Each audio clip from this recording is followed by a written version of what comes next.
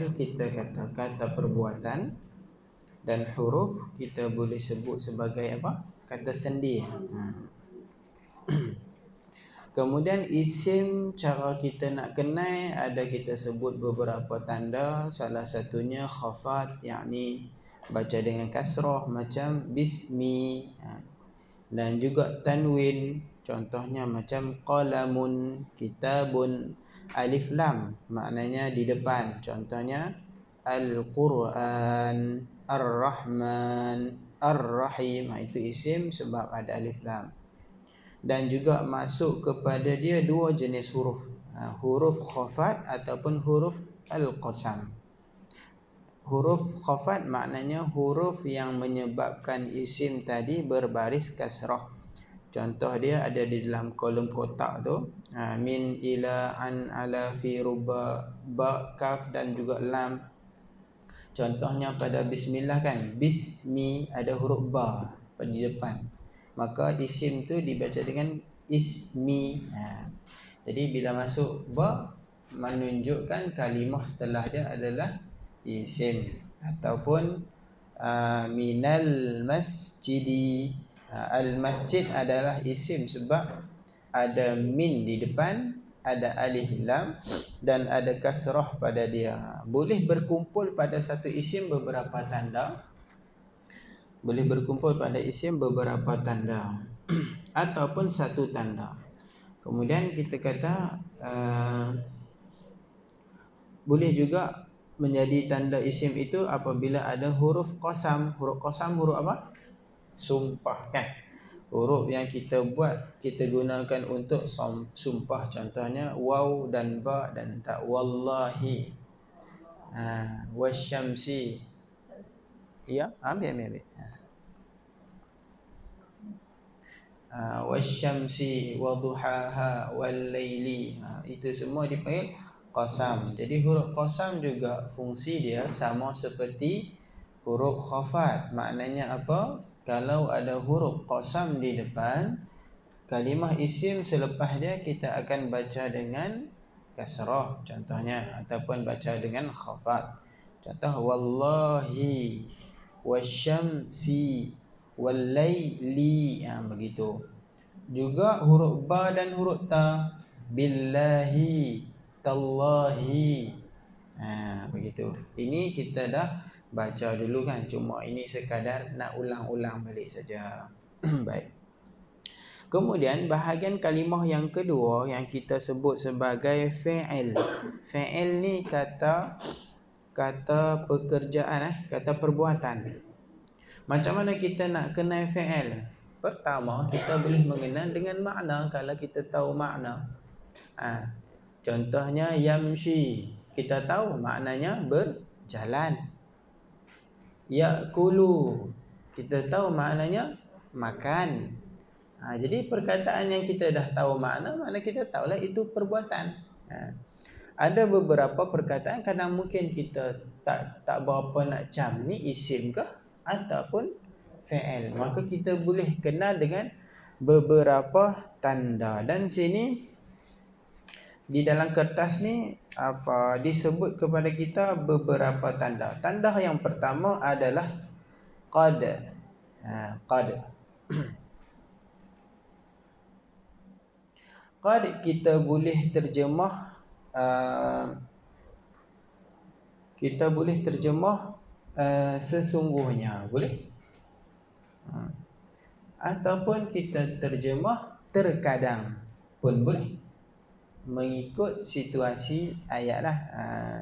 Saya tak nak tafsirkan banyak-banyak pada qad ni. Dia ada dari segi nak meletak makna tu dia ada pecahan, tapi insya-Allah nanti ada rezeki bila belajar pula kan. Cuba kalau bagi banyak-banyak semua tak boleh habis juga kan. Baik, jadi kesimpulannya qad ini kita boleh terjemah mengikut ada keadaan dia. Kalau masuk pada fi'il mudhari' maknanya mungkin berubah, makna pada fi'il madhi mungkin makna dia macam lain. Kita ambil satu makna. Kita kata terjemah sesungguhnya. Contohnya apa? Yang kita selalu dengar di dalam qamat ada kan? Qad qamatis salah, qad qamatis salah. Maka qamat itu isim ke fi'il? Fi'il sebab ada qad.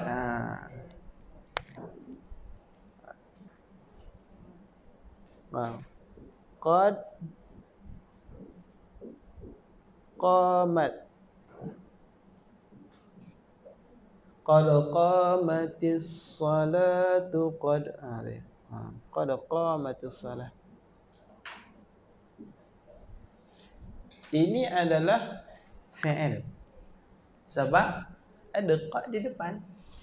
Sesungguhnya telah berdiri ataupun telah hampir berdiri waktu solat. Qamat itu maknanya berdiri dan dia adalah fi'il. Asal dia qama. Siapa yang pernah mengaji bahasa Arab, qama maknanya berdiri. Asal usul kalimah qama, qamat, dia ada qama, yaqumu. Qama telah berdiri, yaqumu sedang berdiri. Perdirian masdar dia qiyam. Kita selalu sebut qiyamul lail. Qiyamul lail maksud dia berdiri malam.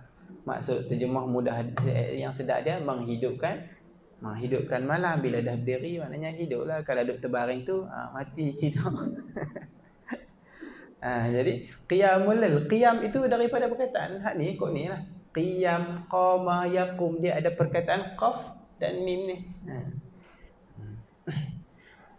Tapi qiyam bukan fi'il. Qiyam adalah masdar ataupun kita kata kategori dia isim. Baik. Jadi salah satunya ada qad. Ada surah-surah lain. Qad aflaha man zakkaha wa qad khaba man dassaha, kan? Qad aflaha, sesungguhnya telah berjaya orang yang zakkaha, menyucikan hatinya. Wa qad khaba, telah rugi orang yang dassaha, yang mengotori, yang comotkan dia dengan maksiatnya. Qad aflaha. Fi'il ke isim aflaha? Fi'il. Sebab apa? Sebab ada qad. Wa qad khaba. Qad aflaha makna berjaya. Wa qad khaba, rugi. Sesungguhnya rugilah. Khaba juga fi'il sebab ada qad. Aflaha ni yang kita dengar di azan tu, hayya 'alal falah. Falah tu hak ni jugalah. Cuma dalam bahasa Arab ni dia ada tukar-tukar huruf dia, jadi dia ubahlah makna sikit-sikit. Itu qad yang pertama. Mudah nanti baca Al-Quran, kalau ada nama, ada tulis qad, lepas dia tu dialah qad aflahal mu'minun, dan berbagai-bagai lagi Dan qad boleh masuk pada fi'il madhi dan fi'il mudhari'. Dia boleh masuk kedua-dua. Fi'il madhi apa, fi'il mudhari' apa, tak cerita lagi, kan? Jadi secara mudahnya fi'il ada tiga. Fi'il ada tiga. Ada namanya, kita tulis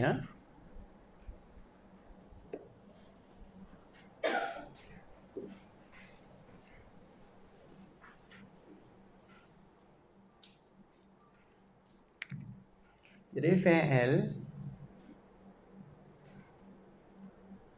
al-fi'lu dia ada, fi'il ni ada fi'il madhi, ada fi'il mudhari'.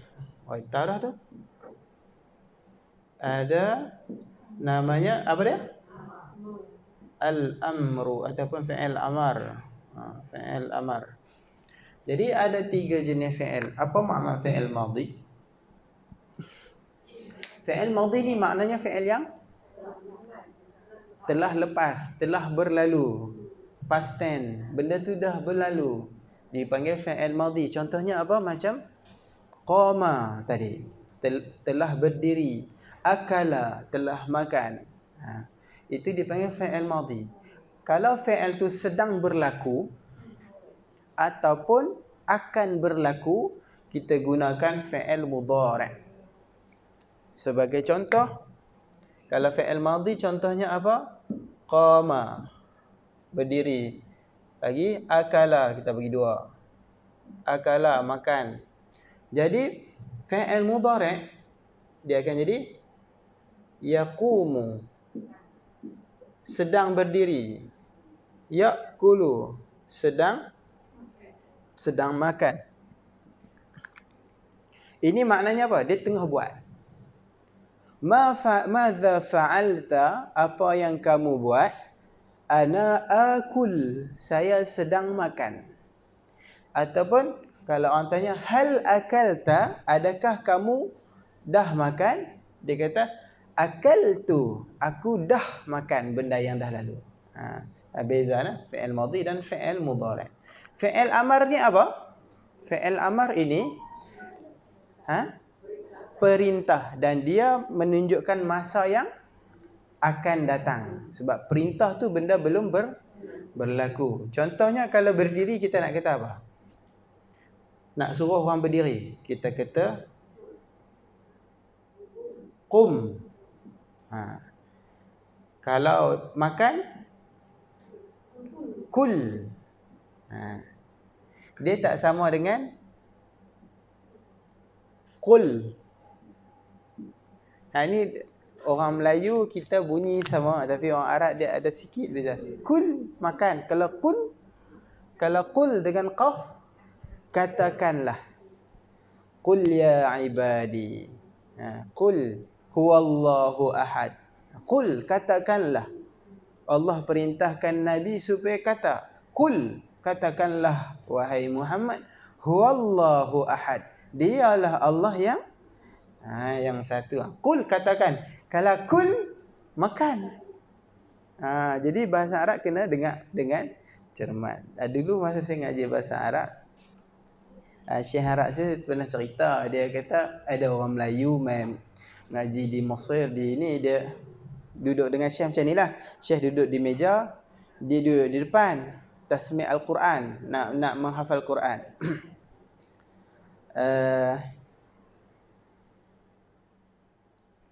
Kemudian adalah soalan macam periksa lah. Ada ayat di sebelah macam ni. Syekh pun cakap dekat dia, ishrab. Ishrab tu maknanya minum. Dia pun ambil minum. Tak boleh. Nanti Syekh kata ishrab. Dia ambil sekali lagi, minum sekali lagi. Itu kali ketiga, Syekh kata kuat sikit, ishrah. Maknanya apa? Terangkan, baca. Ni dia suruh baca, bukan suruh minum. Maksud terang. Jadi dalam bahasa Arab ni kadang dia ada dekat-dekat bunyinya. Ishrah maknanya syarahkan, terangkan. Bukannya ishrab dengan ba. Dia bunyi, dia dengar. Dia nampak air, mungkin dia dah agak kot. Jadi Syekh dengar kata ishrah, dengar air ayat. Bahasa Arab dia ada sikit-sikit lah keliru. Jadi macam tu juga dengan kul dan qul. Qul, tapi kalau orang tarim dia kata gul. Gul, dia tukar qaf dengan ga kan. Ini fi'il amar, makna perintah. Macam mana kita nak mengenal lagi dengan lebih lanjut, insya-Allah di pengajian yang di yang lain lah. Kita akan terang macam mana kita nak kenal hak mana madhi, hak mana mudhari', dan macam mana kita nak ubah kepada fi'il amar. Sekarang kita baru nak mengenal dulu. Nak kenal tanda. Baik. Jadi qad boleh masuk pada mana-mana. Pada nak lupa pula dah. Qad qama boleh, qad yaqumu boleh. Fi'il amar tak boleh masuk. Dia hanya boleh masuk madhi dan mudhari' saja. Qad akala, qad ya'kulu. Jadi kalau qad akala, sesungguhnya dia telah makan. Tapi kalau qad ya'kulu, terkadang dia makan. Terjemah dia lain. Qad ya'kulu maknanya qad ya'kulu mungkin, ataupun kita kata boleh jadi dia sedang makan, ataupun maksudnya lebih kurang begitulah. Baik. Itu qad. Dan yang kedua dan ketiga adalah huruf sin dan saufa. Sin dan saufa ini khas untuk fi'il mudhari' sahaja. Sin dan saufa ini nama dia yang lain adalah at-tanfis. Huruf sin kan. sin dan juga saufa. Ini yang lain ataupun dia punya nama at-tanfis. Tanfis. Gitulah. Tanfis. At-tanfis ni makna dia apa? At-tanfis ni makna dia memberi makna akan datang. Nampak. Jadi fi'il mudhari' kita kata boleh dua makna kan? Sama ada benda tu sedang berlaku ataupun perbuatan tu akan berlaku. Boleh dua-dua. Tetapi selalunya kita akan pakai makna dia sedang berlaku. Contohnya ya'kulu. Boleh memberi makna dia sedang makan. Boleh memberi makna dia akan makan. Itu fi'il mudhari'. Tapi ghalibnya, selalunya fi'il mudhari' yang kita penggunaan harian, kalau ya'kulu tu maknanya sedang makan. Sedang makan, bukan akan makan. Bila makna dia akan berubah menjadi akan makan, dia akan tambah sin dan saufa. Contohnya, kalau ya'kulu maka dia sedang makan, kalau saya'kulu dia akan makan. Kalau yaqumu dia sedang berdiri, kalau sayaqumu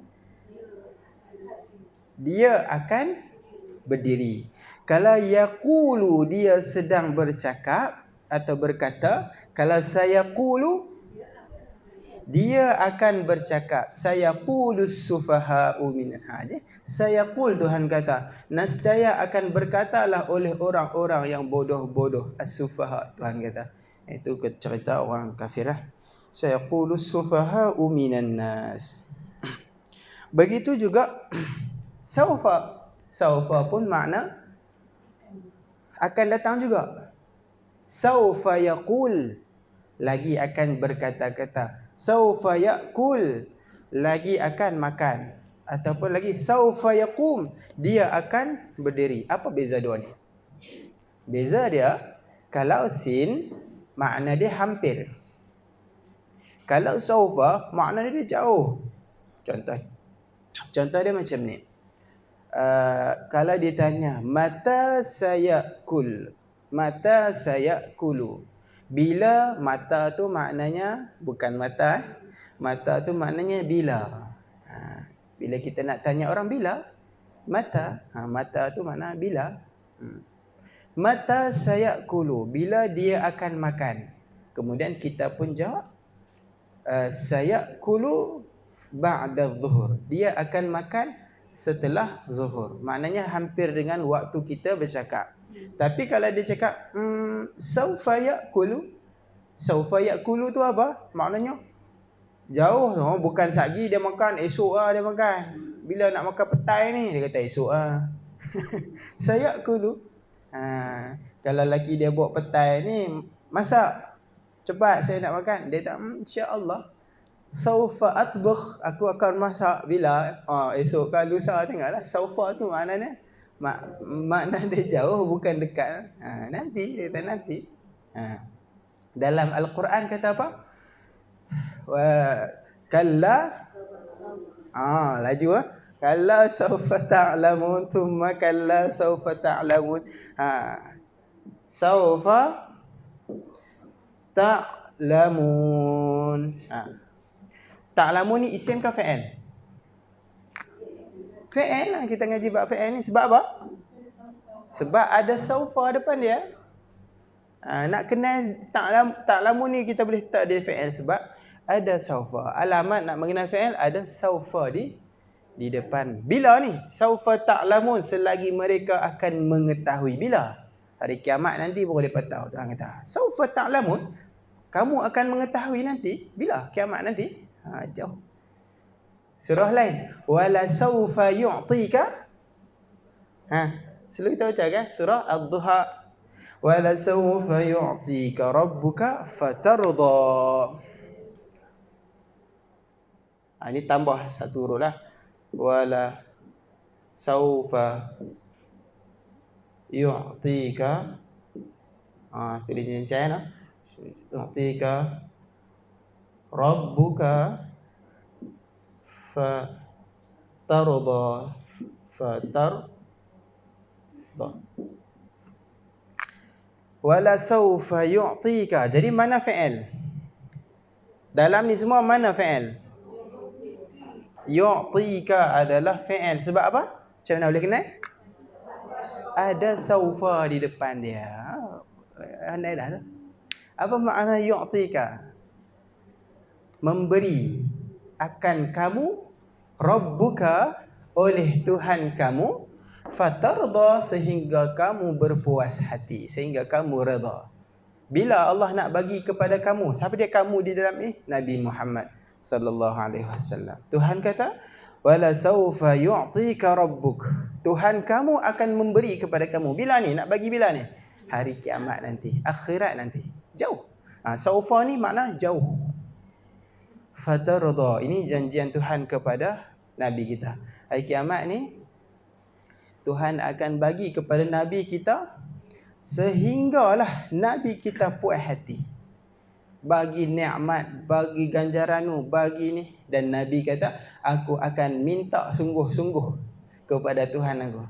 Dan di antara benda yang kita tahu, yang kita maklum, Nabi kita sangat cintakan kepada umat dia. Jadi dia tak akan berpuas hati selagi ada umat dia seorang ataupun ahli qarabah dia seorang pun dalam neraka. Dia tak akan rasa puas hati.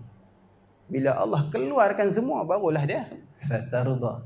Nabi kata, aku akan minta kepada Tuhan aku untuk syafaat umat. Ini janjian Tuhan kepada Nabi kita. Habis. Ini adalah satu harapan lah. Ayat yang memberikan kita harapan.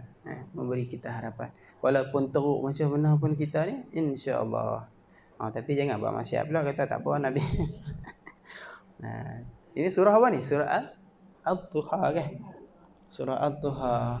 Kenapa Allah turun surah Al-Duha? Kisah dia apa? Sebab ada seorang perempuan kata kat Nabi kan. Dia kata, Nabi dilontar batu, kena di jari dia luka. Kemudian beberapa hari tak turun wahyu. Malaikat tak mai turunkan wahyu, Jibril tak datang. Kemudian Nabi pun jadi susah hati, kenapa lama Jibril tak turun datang jumpa dia. Maka katalah seorang perempuan, dia kata, tengoklah syaitan hang dah tinggal hang dah. Itu orang musyrik. Dia kata syaitan Muhammad dah tinggal dah dia, tak mau jumpa dia dah. Dia kata Nabi Muhammad itu tukang sihir, apa-apa sahaja yang datang tu syaitan dia yang bawa katanya. Dia tu tengok tu, tak ada dah, dah kena tinggal dah. Maka Nabi pun rasa sedih. Siapa dia perempuan tu? Ummul Jamil. Siapa Ummul Jamil? Isteri Abu Lahab. Nama dia apa? Arwa. Arwa nama dia. Ummul Jamil tu gelaran dia. Sebab apa nama Ummul Jamil? Sebab dia cantik. Jamil tu makna cantik. Ummu tu ibu.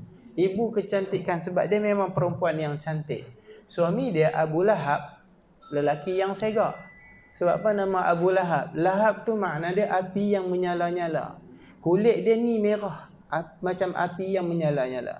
Orang panggil kat dia Abu Lahab. Suaminya handsome, isterinya cantik, tak menjamin masuk syurga. Tuhan kata tabbat yada Abi Lahab. Dan perempuan dia hammalatal hatab. Dua-dua depa hidup dalam neraka. Jadi sebab kata-kata ni, maka Nabi berduka cita. Dia kata, Tuhan dia tinggal dia dah. Tuhan bukan Tuhan, dia kata syaitan tinggalkan Muhammad dah. Marah ke Muhammad. Lepas tu maka Allah turunkan wadduha, demi waktu duha, wal laili idza saja, dan demi malam yang ketika dia datang. Ma wadda'aka rabbuka wa ma qala. Ma wadda'aka rabbuk. Tuhan kamu tak pernah tinggalkan kamu. Wa ma qala, dan Tuhan kamu tak marahkan kamu. Itu Tuhan nak memujuk Nabi. Bila ada kekasih ni, bila kekasihnya berduka cita, tentulah sang kekasih pun akan memujuk. Nabi kita ni kekasih Allah. Bila Nabi kita ni ada duka cita, Allah akan pujukkan dengan sesuatu. Begitu juga pada bulan Isra Mi'raj ni kan. Tuhan nak menggembirakan hati Nabi. Baik, itu sin dan saufa. Mana lagi alamat fa'il? At-ta'nis as-sakinah. Ta-ta'nis sakinah. Ta-ta'nis maknanya apa? Ta-ta'nis sakinah ini khas pada fa'il madhi. Kalau pada fa'il mudhari' sin dan saufa, maka pada fa'il madhi ta-ta'nis as-sakinah. Ta ta'nis sakinah maknanya apa? Ta ta'nis ni maknanya ta'nis maknanya perempuan. As-sakinah maknanya sukun. Sakinah tu maknanya sukun. Berbaris mati. Baris dia je mati, bukan perempuan tu yang mati tak. Sakinah tu sifat bagi ta. Ta yang mati, bukan perempuan tu yang mati. Contoh dia apa?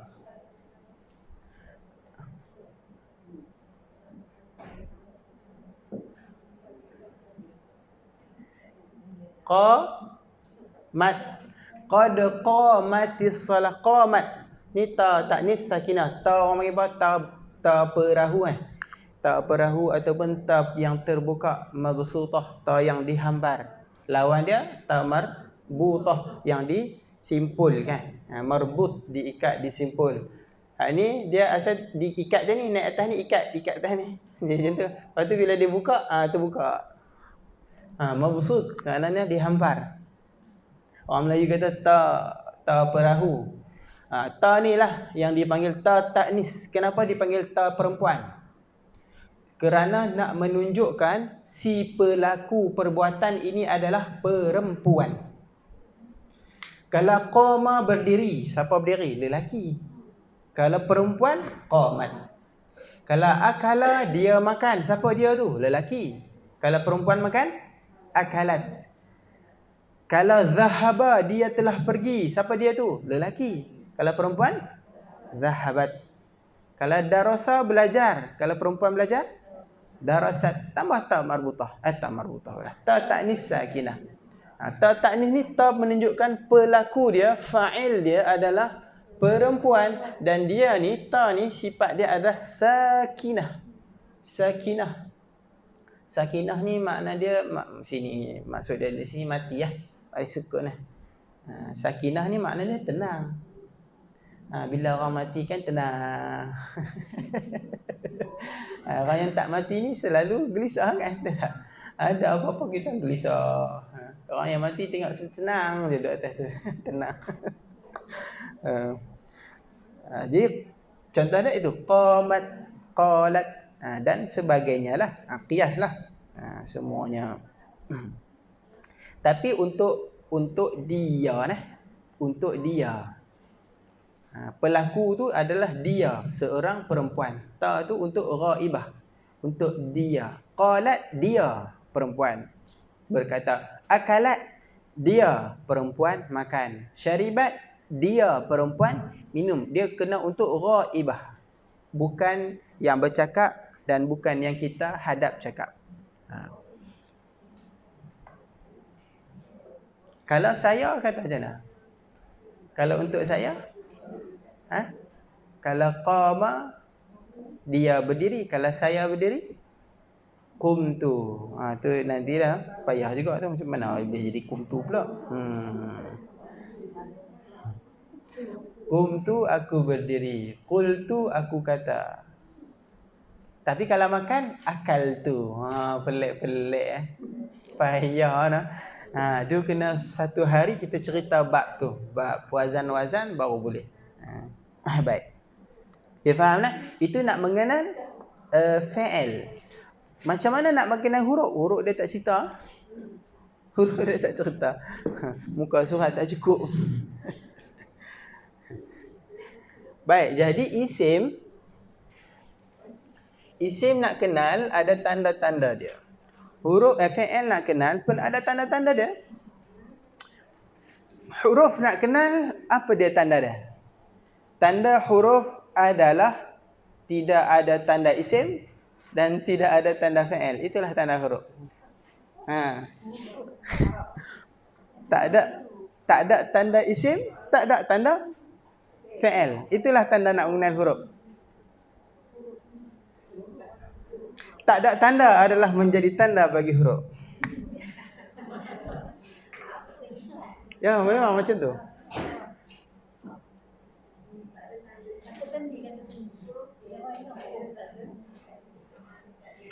Macam mana nak kenal huruf jim? Macam mana nak kenal huruf jim? Titik di tengah. Macam mana nak kenal huruf kha? Kha.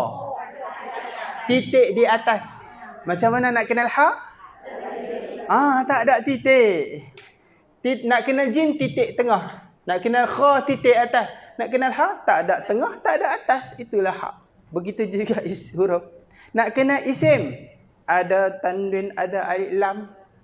Nak kenal fi'il, ada qad, ada sin. Nak kenal huruf, tak ada tanwin, tak ada alif lam, tak ada qad, tak ada sin, tak ada dua-dua ni, maka dia huruf. Dia tak ada tanda.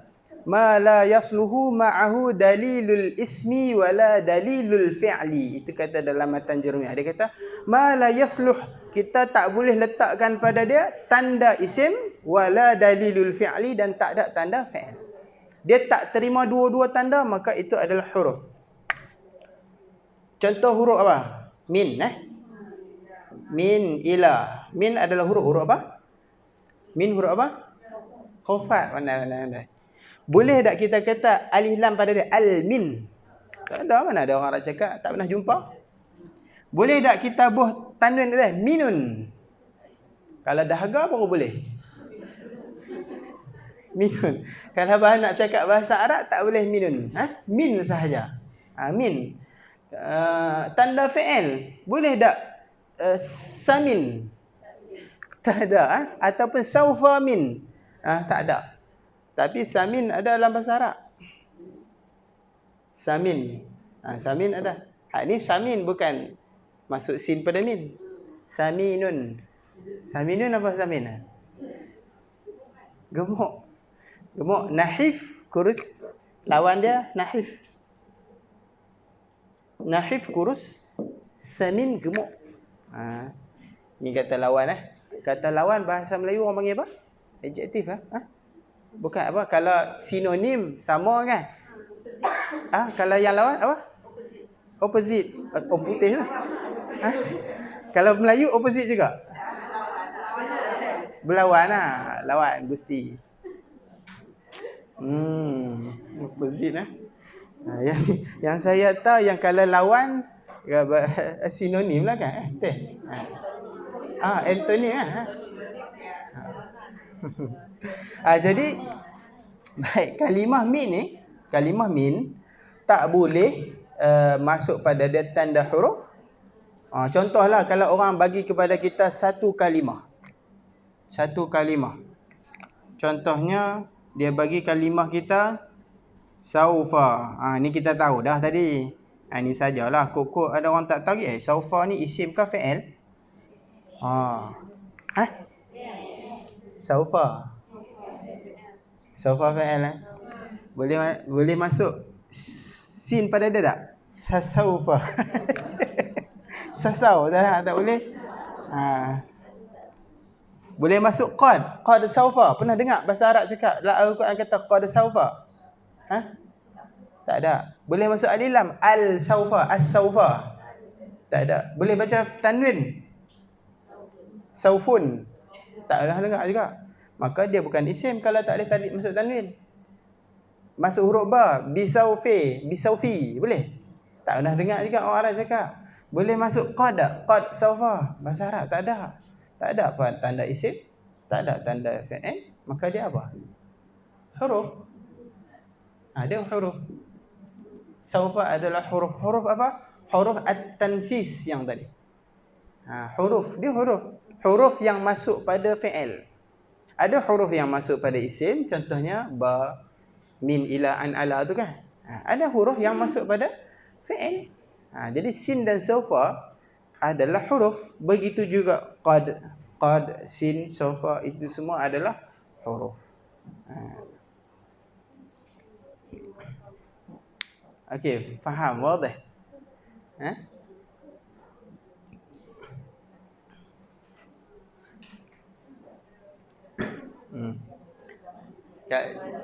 Ini kalau Sudin kata apa ni? Jin pakai toncin. Saya pun tak tahu pela toncin tu apa. Ha? Pakai ni, tocang. Oh, tocang. Toncin. Baik, ada soalan. Habis lah. Kalau ada soalan boleh tanya, sebab kalau tak ada nak kena baca yang tentang i'rab dan bina mabni. Apa dia? Saufa. Nah?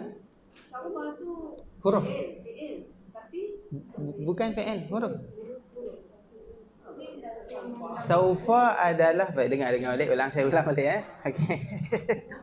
Saufa dan sin adalah tanda yang masuk pada fi'il untuk kita mengenal fi'il. Dia bukan fi'il, dia kalimah yang kita boleh kenal fi'il. Saufa ta yang tadi, ta'lamun. Mana fi'il? Ta'lamun. Sebab apa dia fi'il? Sebab maksud saufa, tapi saufa bukan fi'il. Dia huruf. Huruf yang masuk pada fi'il. Jadi kita boleh kenal ta'lamun ni fi'il dengan sebab ada saufa. Tapi dia bukan fi'il. Maknanya kalau dia bersendirian, dia huruf. Dia huruf. Ni huruf. Walaupun dia dengan orang lain pun dia huruf juga. Faham tak? Ni huruf. Ini fi'il. Seperti juga minal masjidi. Masjid isim ke tidak? Isim. Sebab apa? Sebab ada alif lam. Lagi sebab ada min. Jadi yang isim yang ni apa? Huruf khafat. Dia huruf walaupun dia duduk dengan isim. Dia tetap huruf. Cuma dia tanda nak mengenal huruf, tanda nak mengenal isim. Begitu juga saufa, dia tetap huruf. Cuma bila dia masuk pada kalimah yang setelah dia, maka kalimah setelah dia tu dipanggil fi'il. Ini fi'il sebab ada saufa, ini isim sebab ada min. Dan dua-dua ni adalah huruf.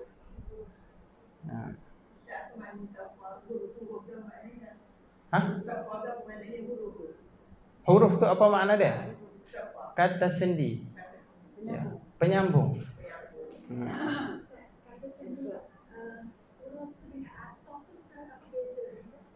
Ataf itu salah satu daripada jenis-jenis kata sendi. Dia nak menyambung juga.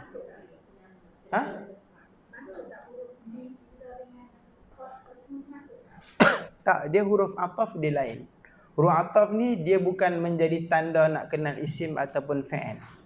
Sebab dia boleh masuk pada isim dan dia boleh masuk pada fi'il. Ada baik begini huruf, bahasa Arab secara keseluruhan dipecah kepada berapa? 3. Isim, fi'il dan huruf. Masing-masing ada kelompok dan puak-puak dia yang ramai. Dia ada pecahan lagi. Isim pun ada banyak jenis, huruf pun ada banyak jenis, fi'il pun ada banyak jenis. Cuma kita kata huruf ni ada sebahagian kelompok dia hanya berkawan dengan isim. Dia tak kawan dengan fi'il. Dia masuk pada isim sahaja. Jadi huruf-huruf macam ni lah kita kata menjadi tanda nak kenal isim. Sebab apa? Kat mana ada dia ni mesti ada kawan ni. Sebab dia pun kawan dua je, dengan orang lain tak. Jadi kita kata bila huruf ni ada, kalimah setelah dia tu mesti isim. Sebab apa? Dia tak kawan dengan fi'il. Dia hanya duduk dengan isim je. Kita boleh cam dah. Ni kalau ada milah ni bedah mesti ada sekali. Mereka kamcin dua. Contoh saja. Orang lain tak ada. Mereka pergi mana dua ni kalau nampak milah. Bedah lah bedah. Cuba tengok. Mesti ada. Sebab boleh jadi tanda dah nak mengenal kewujudan bedah tu dengan ada milah.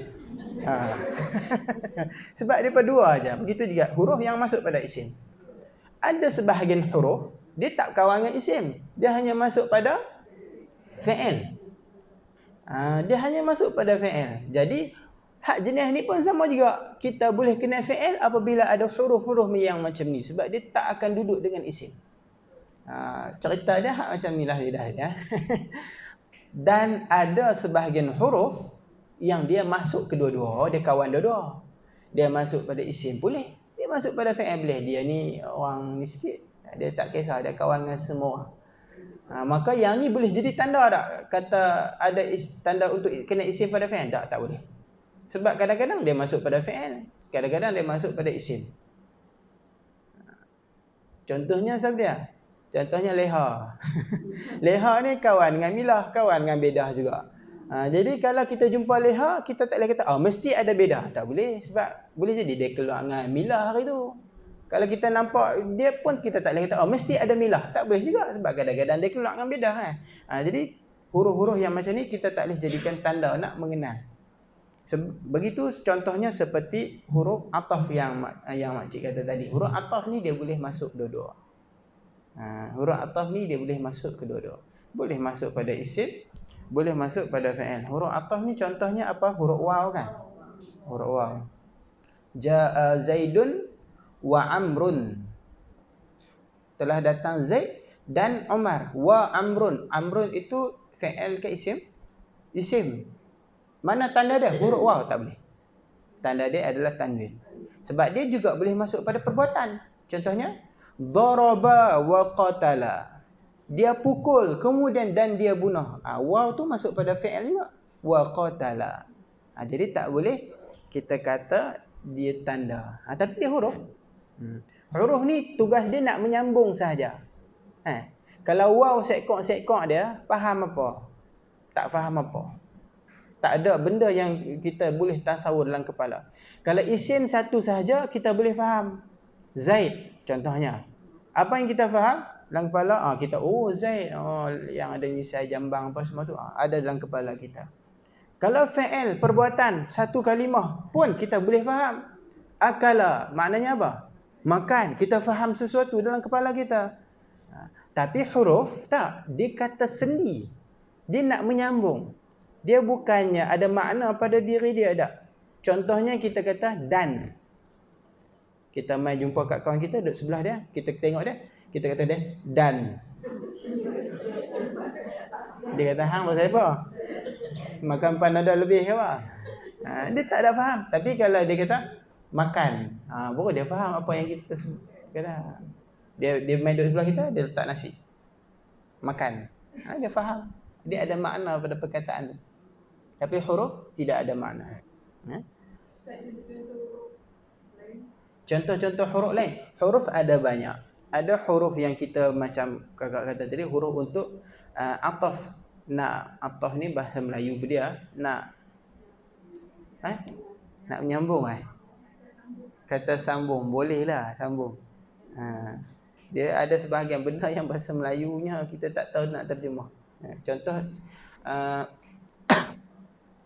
Contoh huruf yang lain macam summa, macam huruf ataf, min huruf waw, huruf fa, huruf summa. Ada juga huruf macam wala saufa. Lam tu pun huruf juga.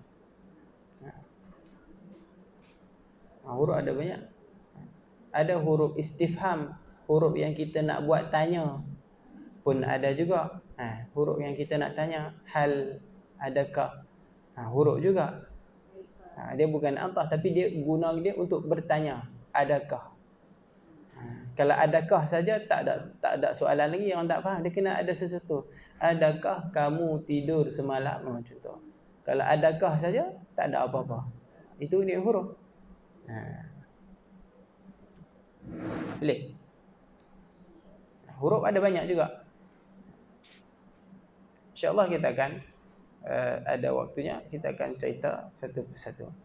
Isim ada pecahannya, huruf juga ada pecahan dia, fi'il pun ada pecahan-pecahan dia. Ada soalan lagi? Ya? InsyaAllah nanti pada pengajian yang